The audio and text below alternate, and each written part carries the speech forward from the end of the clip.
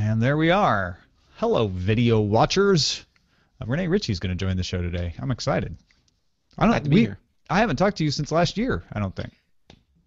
Yeah, probably. That's true. I can't believe it. All right, well, let's get going here. Daily Tech News Show is brought to you by me. Oh, thanks, me. If you also wish to bring it, go to patreon.com/acedetect. That's patreon.com/ACEDTECT. This is the Daily Tech News for Wednesday, June 18th, 2014. I'm Tom Merritt. Joining me today, Renee Ritchie, editor-in-chief of imore.com and executive producer of mobilenations.com. A man of many podcasts these days. How's it going, Renee? It's going very well, thank you. How are you? I'm doing well. We're going to talk a little bit about the Amazon announcement. Did you enjoy all hour and a half of it? The only word I could come up with was perplexing, but I'm looking forward to talking to you about it. Yeah, absolutely. Well, let's start off with the headlines. And, of course, Amazon's Jeff Bezos announced the Fire Phone today, if you weren't sure what we were talking about. It was an event in Seattle. 4.7-inch screen, quad-core 2.2 gigahertz processor, Adreno 330 graphics, 2 gigabytes of RAM, running Amazon's forked version of Android, like on the Kindle Fire. Comes with a new feature called Firefly that can recognize objects with the camera or recognize audio, even for TV shows, and give you options to purchase either the objects or the music or the TV shows from Amazon. It uses infrared sensors to detect your head position while you're looking at the phone to give you a kind of a 3D presentation of certain types of graphics. The 3D feature is also available in an SDK, so there's some apps already taking advantage of it, and they'd like more developers to do that. The phone is only available in the US, though, on AT&T. A 32-gigabyte model costs $199 with a 2-year contract or $649 without a contract. The 64-gig is $299 contract or $749 without. Both come with 12 free months of Amazon Prime. TechCrunch reports Adobe announced upgrades to its software and 2 new pieces of hardware.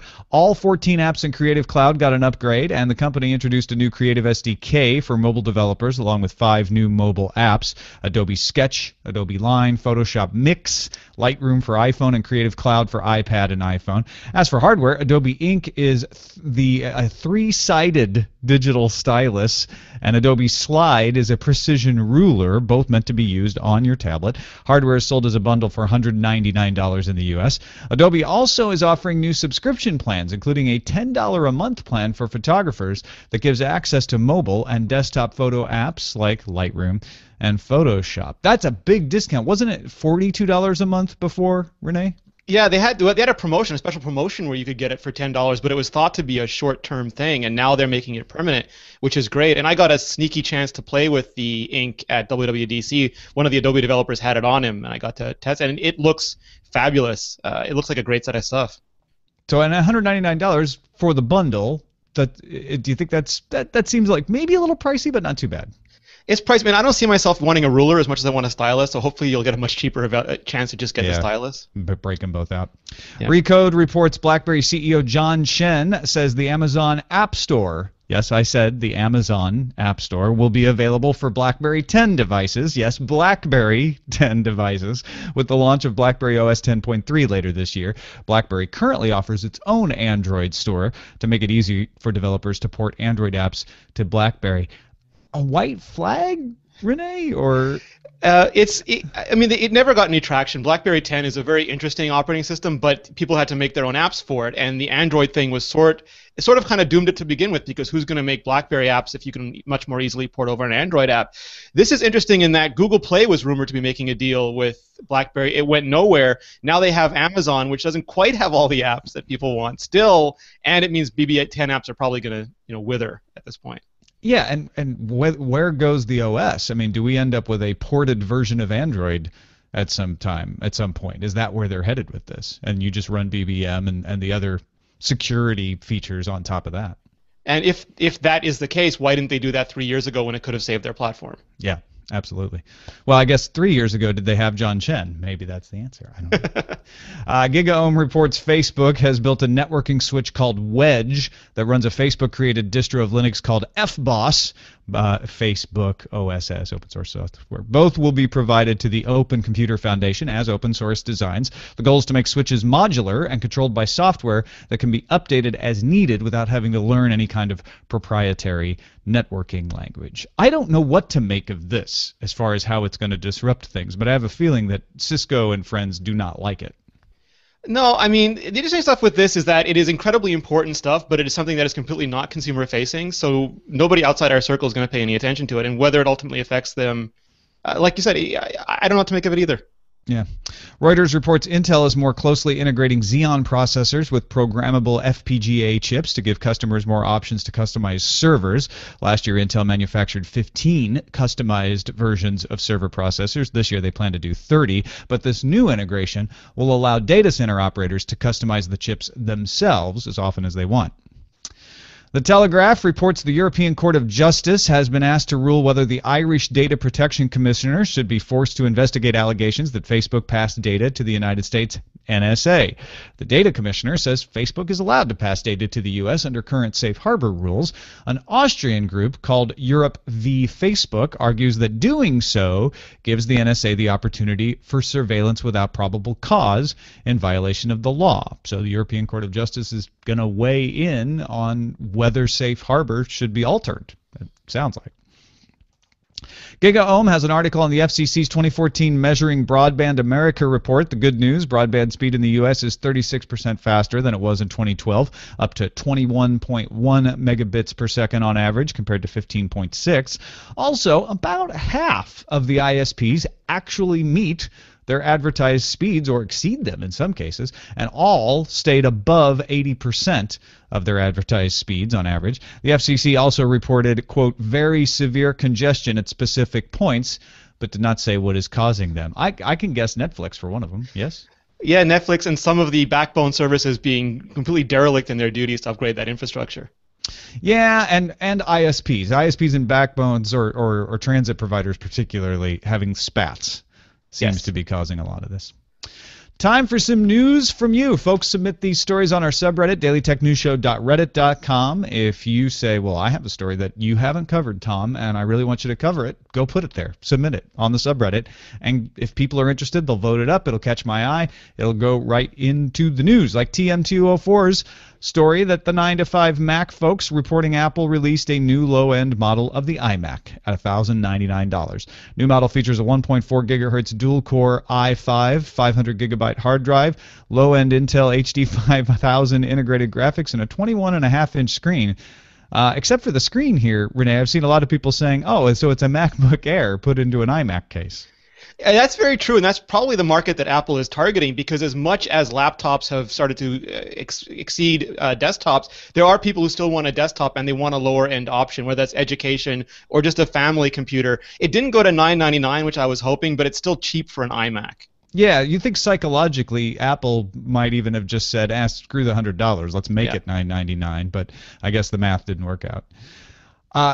ubrkifix submitted a Computer World article quoting John Du, director of GM's China R&D division, that's General Motors, speaking at the Telematics Detroit 2014 conference about a new social driving app. The prototype, called DD Plate, D-I-D-I Plate, uses an Android phone's camera to scan a license plate, send it to a cloud ID service, and allow the driver to send a text to the owner of that plate. Du said, quote, even if the other driver didn't register this app, you can still give them greetings and comments. Great for getting someone to move their car if it's blocking you, was one of their examples. Probably my example would be extending opportunities for road rage. Yeah, I mean, the last thing I want is a surprise text when I'm about to turn into a Humvee. Yeah, right? I mean, and also, I'm all in for this. Like, okay, if I sign up and register my driver's my license plate, I have signed up. I'm expecting to get this, and some people want that. Some people are fine with that. Robert Scoble will probably do this. In the shower. The idea, yeah, he'll be showering while I drive. The idea that they could do this anyway, I must be particularly Chinese, where there's registered IDs available in a central database, right? I don't think they can do it in the U.S. What I would love to do is put one car with automatic and one car with this, and just have it text you while it's in ignore text mode, and let them sort it out amongst themselves. Yeah. Also, GM wants this to be in Dash. They don't want it to be on an Android phone, so it's probably never even going to see the light of day.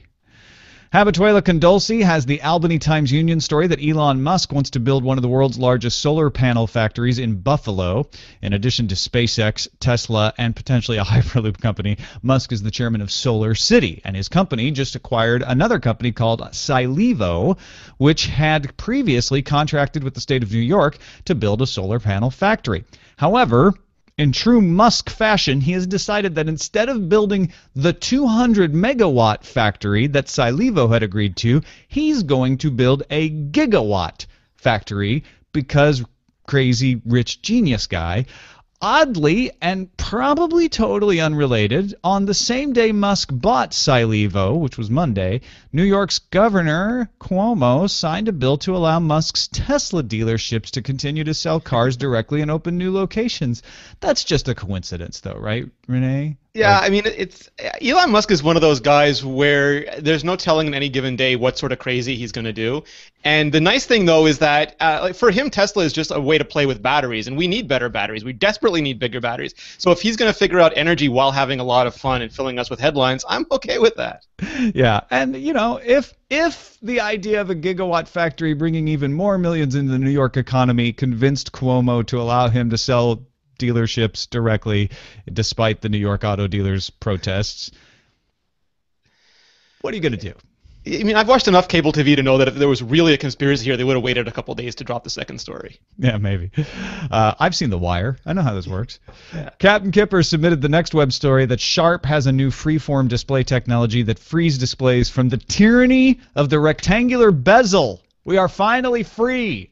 Sharp touts its own proprietary circuit design methods that take a different way of organizing power amplifiers, meaning that there no longer has to be a minimum width to the bezel in order to accommodate the gate driver. That's the drive circuit. That means, in other words, the LCD screen can be made into whatever shape the designer wants it to be. Right now, the displays are prototypes, but Sharp intends to begin mass production, quote, at the earliest possible date, which could mean any time, really. But they show some cool-looking, like, curvy screens that are circular on top, flat on the bottom.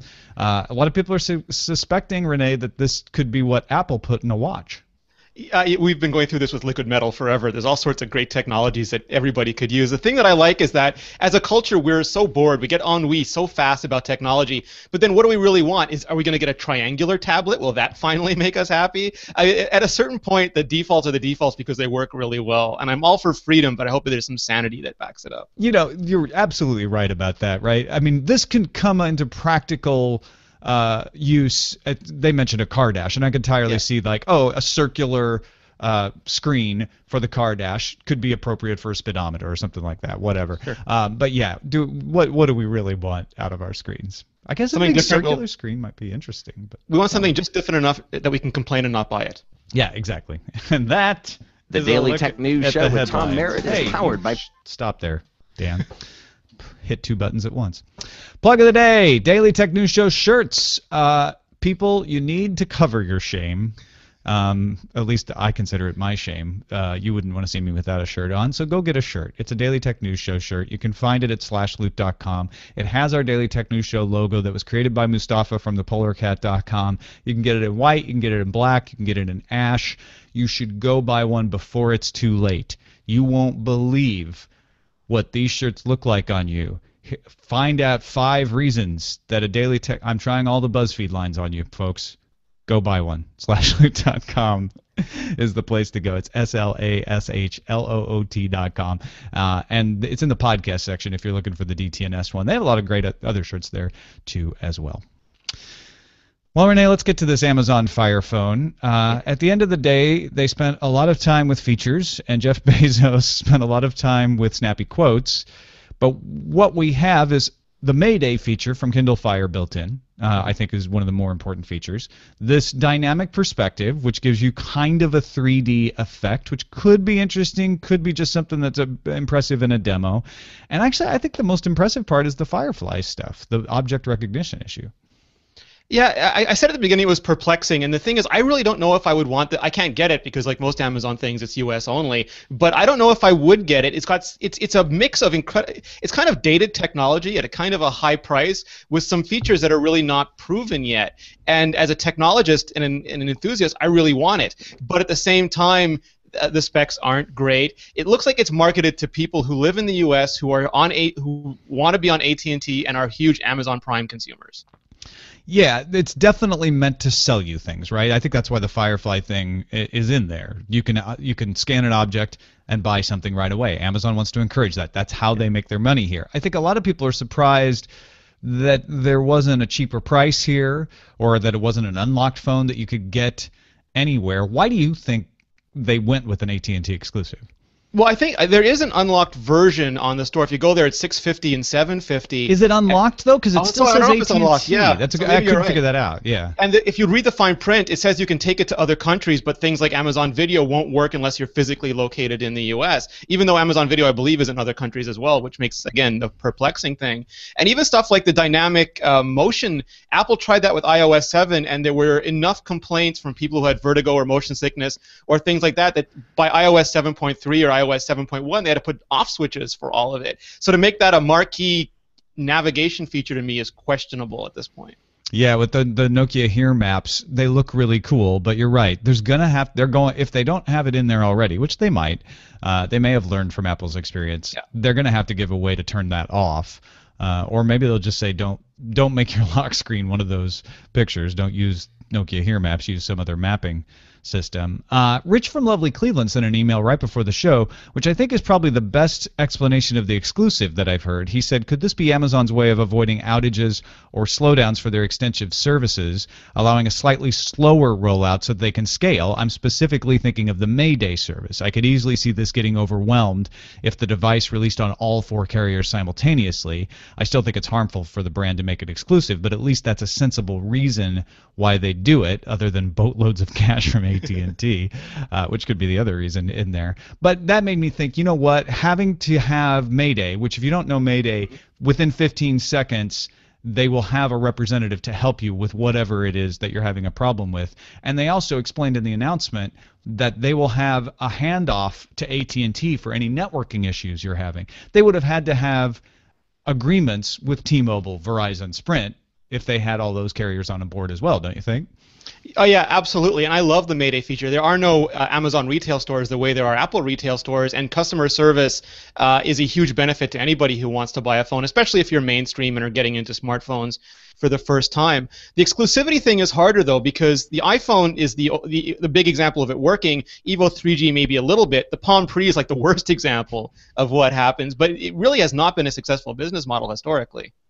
I would expect that they're going to try to strike these Mayday deals with the other carriers and bring the phone to the other carriers eventually. And I think Rich may be onto something, that they just kind of want to start slowly. AT&T has a GSM network, so that makes it easy to unlock the phone if you need to, and it makes it so that they're on a big enough carrier that they can they can distribute it far and wide. I would have thought they would have wanted to go with T-Mobile, but I bet it's that customer service contract, and that's why they went with AT&T first. AT&T has a huge infrastructure.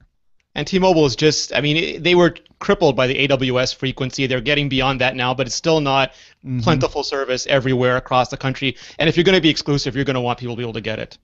I feel like one of the downsides to this phone is the same problem I have with Fire TV, though, which is I am limited with what I can do with it to being in the Amazon universe more than I am comfortable with. Do you feel that way?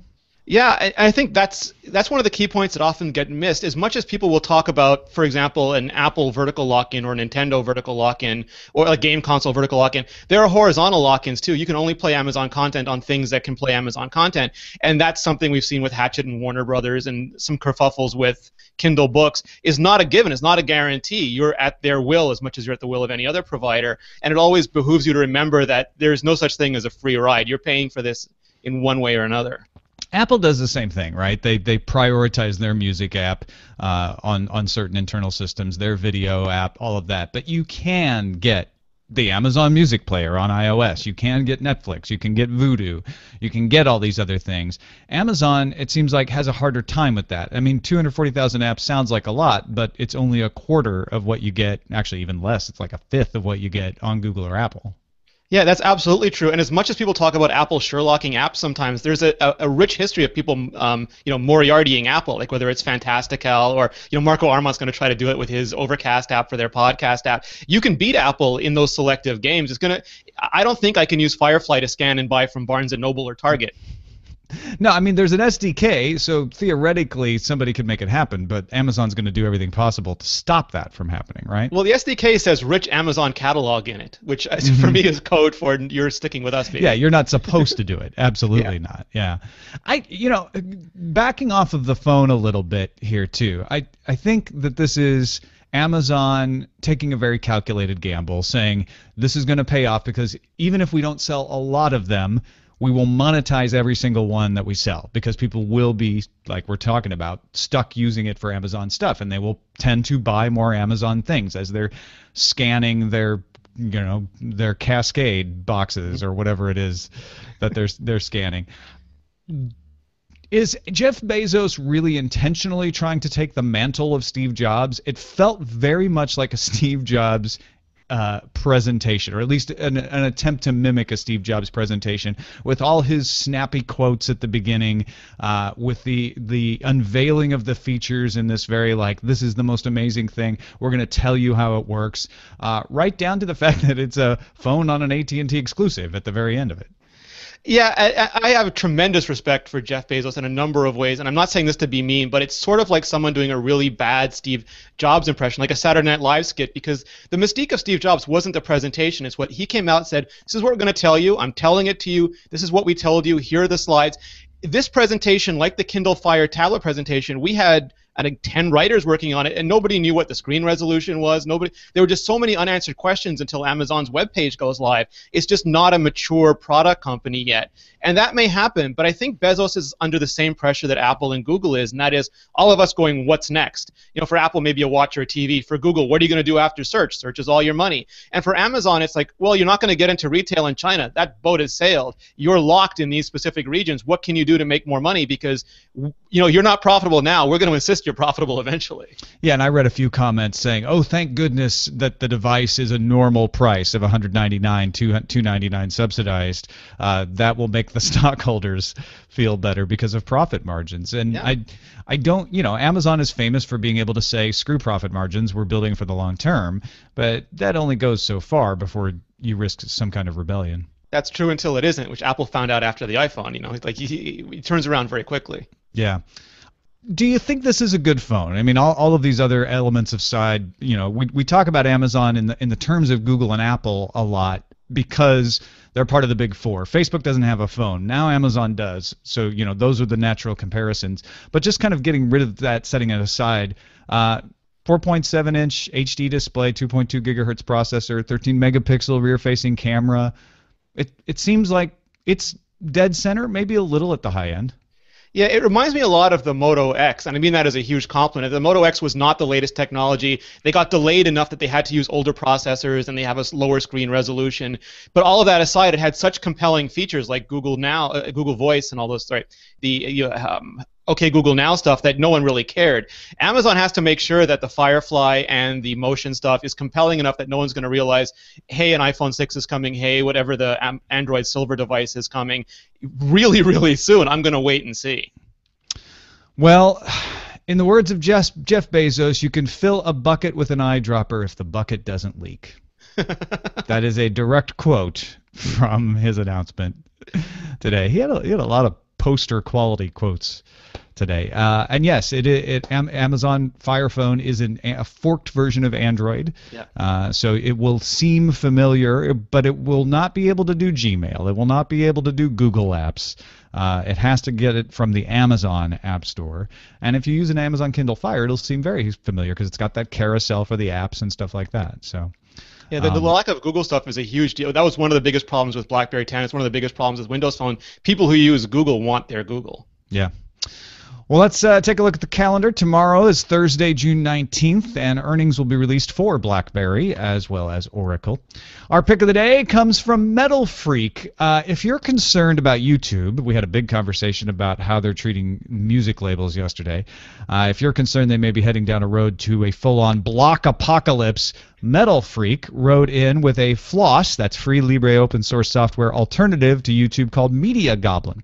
It's a free software media publishing platform that anyone can run. You can kind of think of it as a decentralized alternative to Flickr, YouTube, SoundCloud, etc. And I haven't played with it, but I know Metal Freak knows this stuff really well, and I checked it out. It's got a good license. It was developed at a Free Software Foundation event. So go take a look, mediagoblin.org. I'm always skeptical how many people are going to take things into their own hands with these sort of things, but I like to see these projects come along. Don't you, Renee?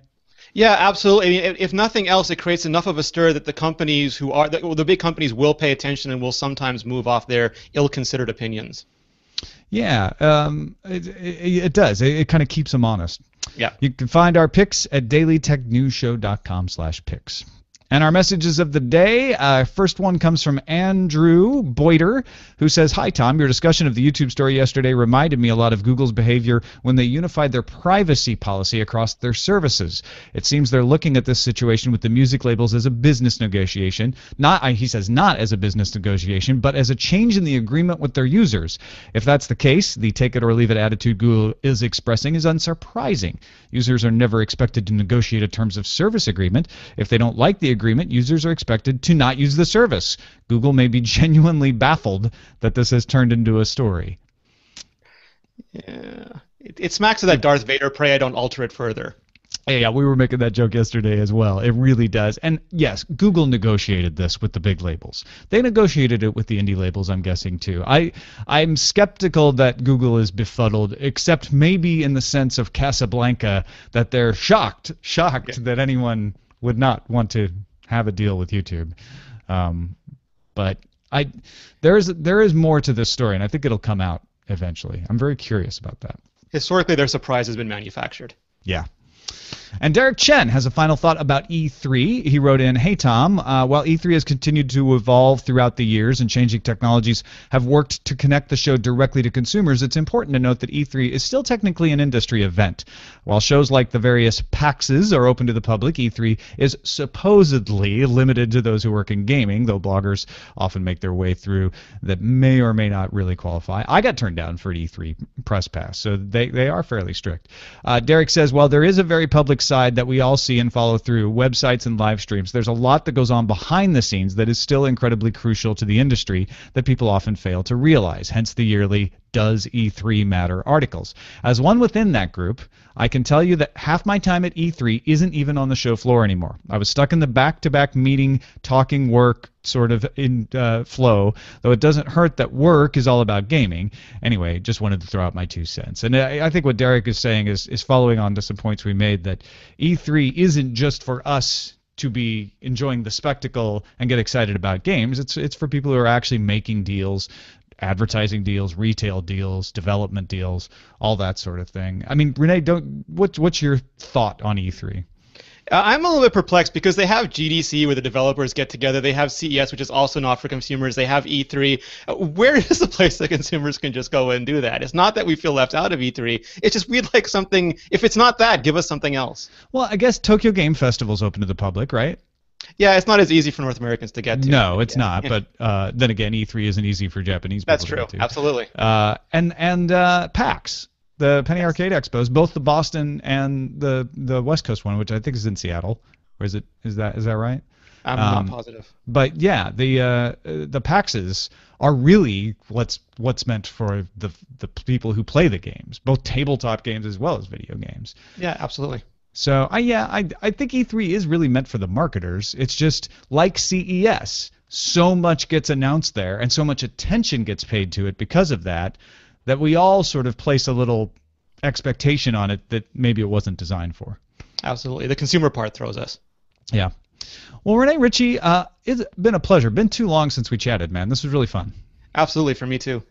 You can find Renee's work all over the internet, actually. imore.com, the best place to start. Yes, sir. And you can follow him on Twitter, twitter.com/Rene Ritchie. It's RENERITCHIE. Anything coming up that you guys are doing you want to let folks know about?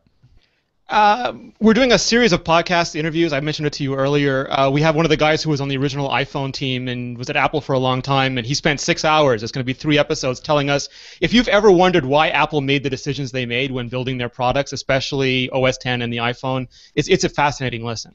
That sounds truly worth checking out. I know it was hard on your feet to be at your standing desk for all that time, but what a fascinating conversation to keep you there for 6 hours. I can't wait to hear what he said.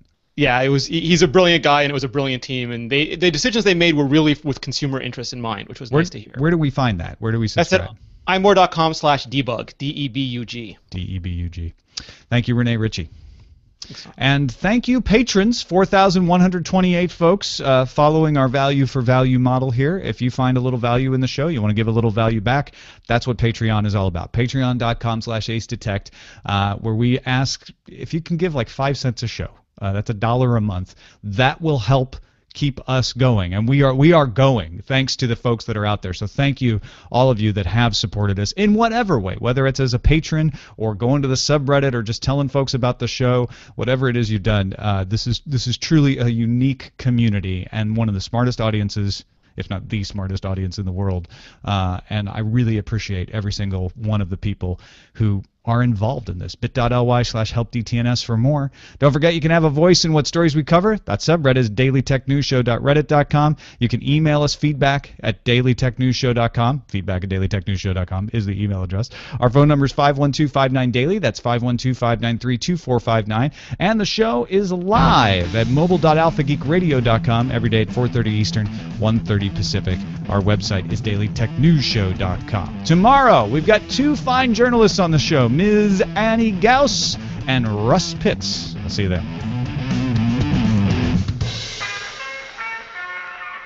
This podcast is part of the Frog Pants Studios Network. For more information about this and other shows, visit frogpants.com. Audio program so good, it's like you're there. Boom. And that's the show. That was great, Tom. Thank you so much. Yeah, thank you, Rene. That was really fun, as always. Yeah, absolutely.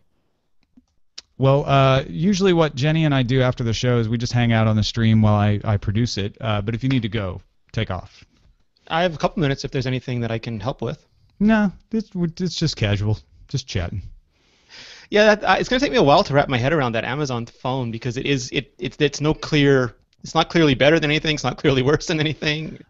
I'll be honest, during the announcement, I started to get sucked in, like, you know what, actually, I kind of like this Firefly thing. You know, I like the idea of the dynamic perspective could be interesting. I use a few Amazon services, like Amazon Music, so, all right, and I do shop at Amazon. But then as soon as they said AT&T, contract, I was out. You know, I wasn't quite pushed over the edge so much that I was like, no, I'm not going to bother with that. And it's subsidized, but unlike the Kindle Fire, they're not extra subsidizing it by the content purchases. They're leaving it sort of at the basic price you'd expect for the phone.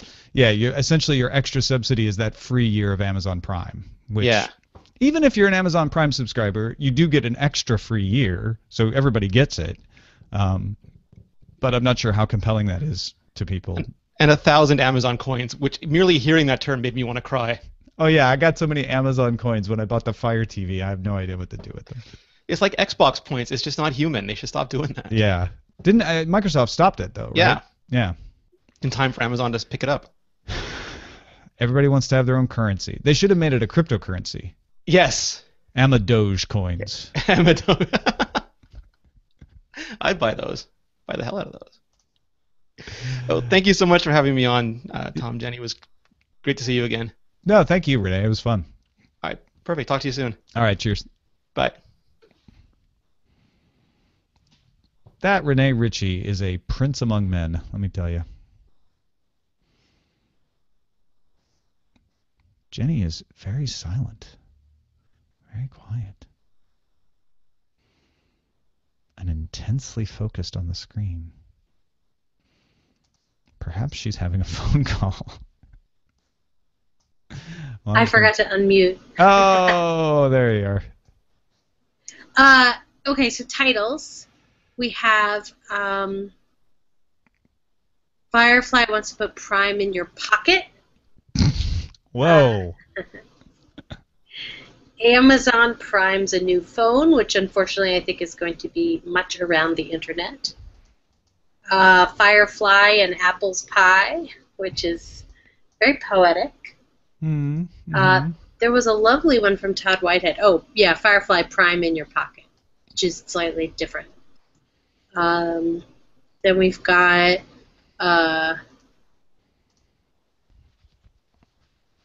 You Can't Take the Prime from Me. Oh, a little Firefly reference. I like it. Yeah. You can't take the That's prime actually, from me. I'm going with it. I'm going with it. I mean, there was Firefly in your pocket, Amazon Calling, and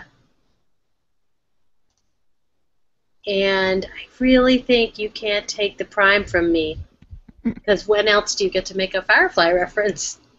I mean, yeah, one that's so elegant. I mean, we could force one in any time we want, obviously, but this one's just right there.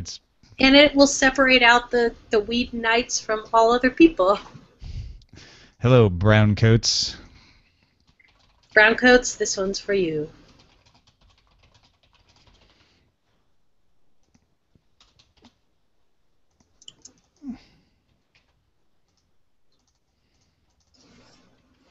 You can't take the prime from me.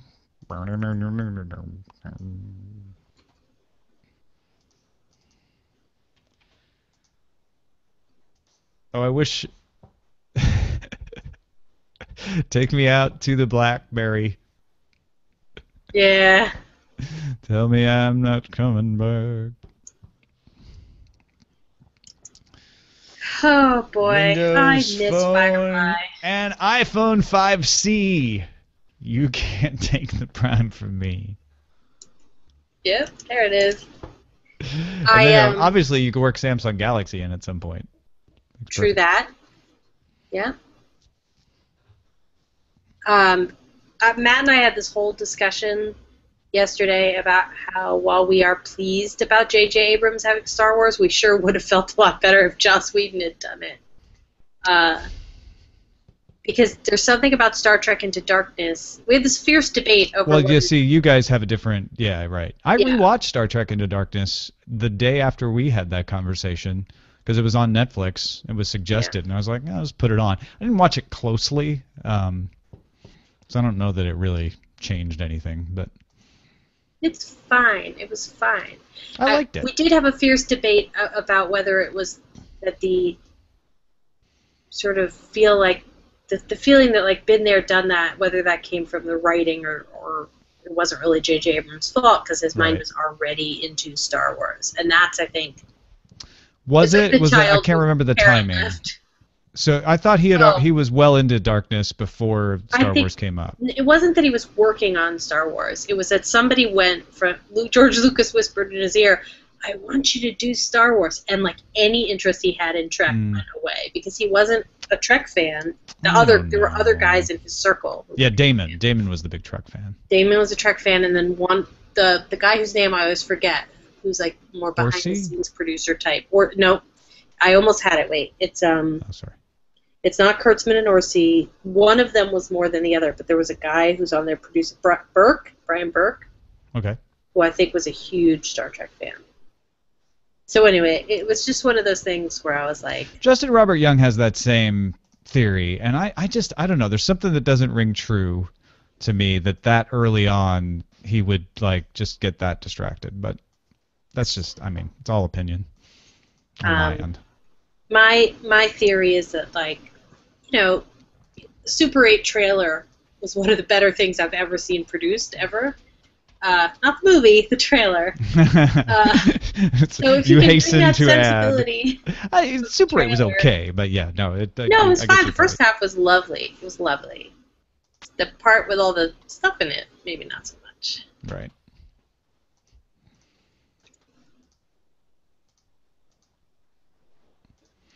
Although, I mean, I guess it's not the same as a reboot or a space opera, but you know, it's not like Joss Whedon didn't make Dollhouse, which I liked fine, but Yeah. Wasn't, you That's know, true. he's had his misses. Yeah, one. But I'd have to agree with you. I guess it's less that I totally agree that Joss Whedon doing Star Wars will be, when it happens, amazing, because Disney will make that happen. Yeah. That is going to happen. I'm 92% convinced. But yeah, I don't know. I have faith in JJ on this. You know, I do. also because Damon isn't working with him, and Right. I love Damon Lindelof. I think he did an amazing job with Lost. I will debate why I like Lost endlessly with people, because I think some people had expectations for what that story was going to end up being that I didn't have, and I can understand why they're disappointed, but I loved it. Damon's great at telling that kind of story. Even Prometheus, which I didn't like, I saw where he was going, and that's what makes me convinced, like, no, you don't want Damon Lindelof on Star Wars, because he's going to try to turn it into his kind of spiritual story, and that's, I don't, well, okay, I'm starting to convince myself of something, like, because you do have the Force and everything, but I still think he would take it off in directions that I don't want it to go. And I think JJ will do a very good job. I agree. I agree he will. I You know what, you get Damon Lindelof Again, this to goes write. back to the prequels. This is not really about J.J. Abrams. This is Right. It's all about Abrams being burned. is not responsible for my complicated feelings about Star Totally. Wars. Yeah. I have to put, responsibility to that on me and also George Lucas. So, J.J. Abrams is the stepdad, and it's not his fault. yeah, exactly. And I like my stepdad. He's a nice stepdad. I've been watching Stepdad since Alias. So you would have counted a time in my life when J.J. Abrams, as sharing my initials, could do no wrong. Before he became your stepdad, he was a great guy. That's right. Now he's my stepdad, and he's putting all these rules and stuff, and I'm just a little concerned. What did you do to canon? You don't get to do that. Why did you get to destroy my favorite female character ever in the Star Wars universe? Well, and that's one of those things too, where like that could go either way, right? You may end up in 3 movies going like, you destroyed my favorite female character in the Star Wars universe, or she may show up, right? They didn't say they wouldn't use them; they just said they aren't bound to use them. Fair point. So it's it's still hard to say, but it's that uncertainty that makes you go, I don't know. Just don't create a badass female assassin character and marry her to our favorite character and then get rid of her. Don't do that. And TVZ Gun is like, oh, so Lindelof would go with the Force as the mysterious power that binds all matter instead of midichlorians? Yeah. Yeah. Yeah. You know what? Get Damon Lindelof to write the Jedi movie. You know how they're doing the like single character movies? Like get him to write a historical, like a Jedi versus Sith prequel from way back, right? Way back, like just pure pre. I mean, there were books about that too, but there's enough space. Right, in that the Rise time. of the Sith. Get him to write that one. I want to watch that. Yeah. All right, I'm almost done with the post here. Okay, and then I'm going to put some stuff in. Hey, wait, I have a question. Yes. What is your tomorrow afternoon like versus your today? I have to get to a nunnery. No, I don't. A thing. I have to get to a thing by 6:30. Okay. I'm thinking of pushing the Balcony Express Okay. to tomorrow because the misery that I'm going to endure cross-towning is maybe not worth it. Well, is it going to be any less miserable tomorrow? Yes. Because then only one way will be miserable. Only the way home will be miserable. I'll explain it all. Okay. Because because I could come earlier for the show. Oh, right. I see what you're saying. As opposed to today, I couldn't. That makes sense. I'd have to leave now, and it's going to kill me. So I'm asking to push for a day. That's fine. Meeting about all the things. Okay. Thank you. I'm moving it now. Look at that.